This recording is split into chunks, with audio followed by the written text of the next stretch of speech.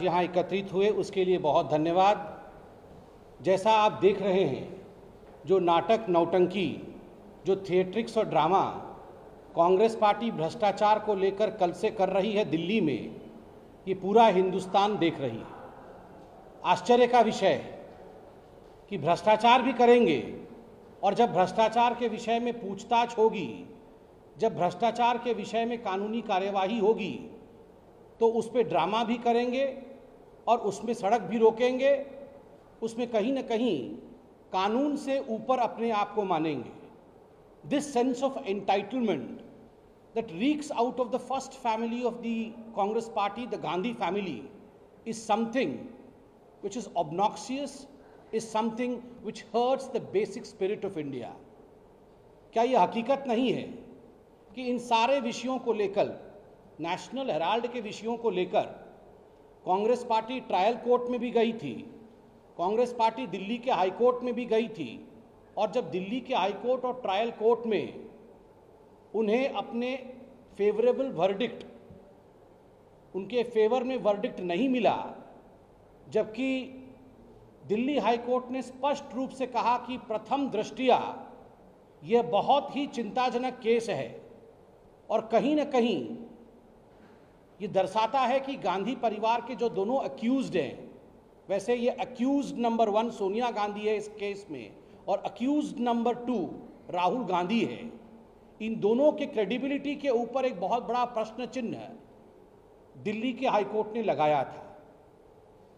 इसको खारिज कराने के लिए और इस केस को बातिल अर्थात क्वैश कराने के लिए या खारिज कराने के लिए कांग्रेस पार्टी का जत्था, पूरा का पूरा काफिला जो वकीलों का है, जिसमें कपिल सिब्बल भी शामिल थे, अभिषेक मनु सिंघवी जैसे तथाकथित दिग्गज लॉयर शामिल थे, वो सारे सुप्रीम कोर्ट गए थे।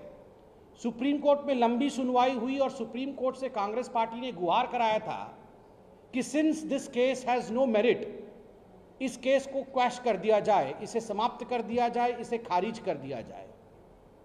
सुप्रीम कोर्ट ने पूरे केस की सुनवाई के बाद अपना बड़ा स्पष्ट मत 2016 में रखा था। सुप्रीम कोर्ट ने कहा था कि ऐसा नहीं हो सकता है कि हम इस केस को खारिज कर देंगे, इस केस में मेरिट लगता है, और जब क्रिमिनल प्रोसिक्यूशन कांग्रेस पार्टी का इस केस के माध्यम से चल रहा है, the accused number 1 Sonia Gandhi and accused number 2 Rahul Gandhi, the Congress president then and the then Congress vice president Rahul Gandhi, they have to face a trial. उनको ट्रायल फेस करना पड़ेगा, यह सुप्रीम कोर्ट ने कहा था।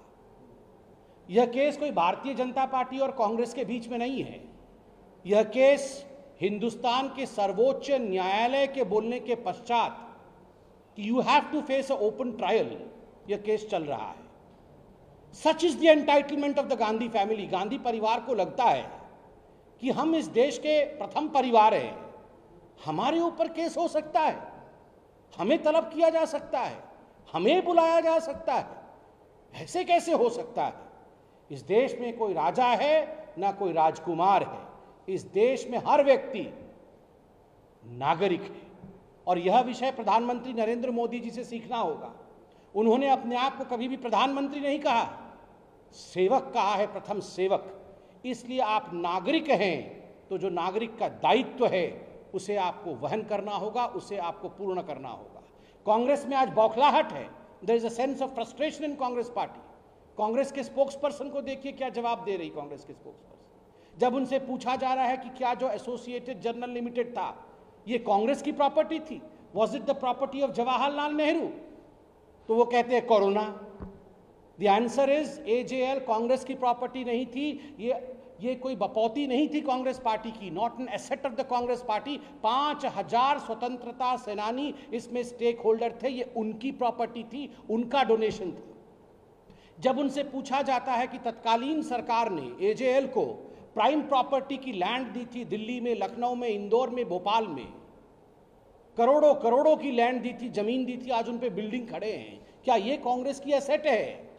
तो इसका जवाब देते हैं एमएसएमई सेक्टर काम नहीं कर रहा है। इसका जवाब है कि ये इनकी बपौती नहीं है, ये आप और हम जो टैक्स पेयर हैं उनके खून और पसीने की कमाई, गाढ़ी कमाई का ये एसेट है जो कि कांग्रेस पार्टी के दो लोगों ने, सोनिया गांधी अक्यूज नंबर 1 और राहुल गांधी अक्यूज नंबर 2 ने गलत तरीके से यंग इंडिया में 76% के स्टेक होल्डर के रूप में हथिया लिया है। जब इनसे पूछा जाता है कि 1057 जो शेयर होल्डर थे एजेएल के 2008 के समय, जब एजेएल बंद हुई थी प्रकाशन करने से, क्या ये 1000 से अधिक शेयर होल्डर को बुला करके आपने मीटिंग की थी? क्या आपने उनकी सहमति ली थी? ये 99% शेयर ट्रांसफर किया जब आपने यंग इंडिया को, इनसे आपने अनुमति ली थी? उसका उत्तर ये नहीं देते कि हमने अनुमति नहीं ली थी। हाईकोर्ट ने कहा है कि कोई अनुमति नहीं ली। मार्कंडेय काटजू, जस्टिस काटजू और शांति भूषण जी जो पूर्व मंत्री रहे हैं, लॉ मिनिस्टर, इन्होंने लिखित में कंप्लेंट किया है कि हम भी शेयर होल्डर थे, हमसे अनुमति नहीं ली गई। तब ये कहते हैं चीन घुस के बैठ गया, चीन आ गया, क्योंकि इनके पास जवाब नहीं है। जब इनसे पूछा जाता है कि बताइए राहुल गांधी जी, क्या ये हकीकत नहीं है कि आपकी जो यंग इंडिया कंपनी, जो आपका जो मूलधन था, जिसके आधार पर 50 लाख रुपए देकर आपने 2000 करोड़ से अधिक रुपए की संपत्ति ऐंठ ली, इसका धन, इसका लोन, इसका ऋण आपने डोटेक्स इंडिया से लिया था?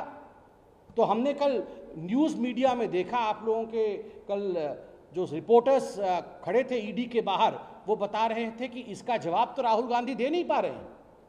डोटेक्स इंडिया से आपने लोन लिया कि नहीं, जिसको रेड फ्लैग किया था हमारे फाइनेंशियल इंटेलिजेंस ने कि ये हवाला एंटिटीज को आगे बढ़ाती है, तो उस विषय पे ये जवाब नहीं दे पाते हैं। तो ये कहते हैं बेरोजगारी बेरोजगारी।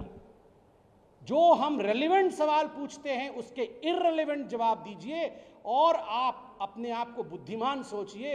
ये कांग्रेस पार्टी अगर ऐसा सोच रही है तो ऐसा ना सोचे। आज रणदीप सुरजेवाला कह रहे थे क्रोनोलॉजी समझिए, आज हम कह रहे हैं क्रोनोलॉजी समझिए।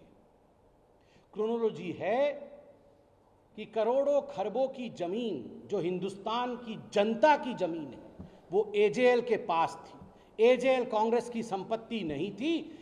एक कंपनी बना करके, यंग इंडिया कंपनी बना करके, जिस प्रकार से हिंदुस्तान की जनता की संपत्ति को मां और बेटे ने हड़पा है, यही क्रोनोलॉजी है।